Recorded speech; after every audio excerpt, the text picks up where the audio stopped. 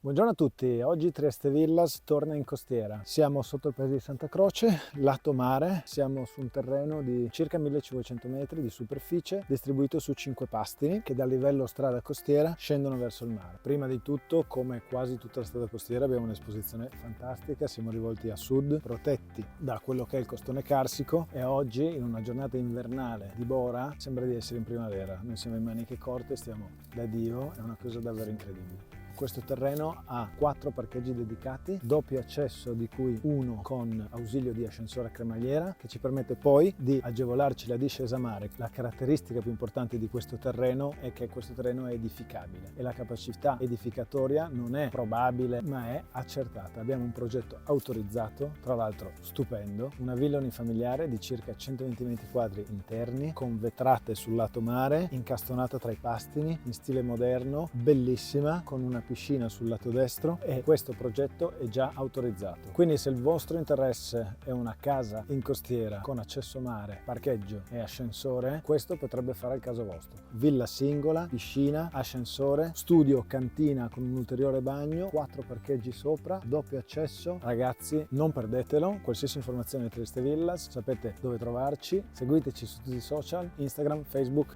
X, LinkedIn, Trieste Villas. Davide, al prossimo immobile, ciao!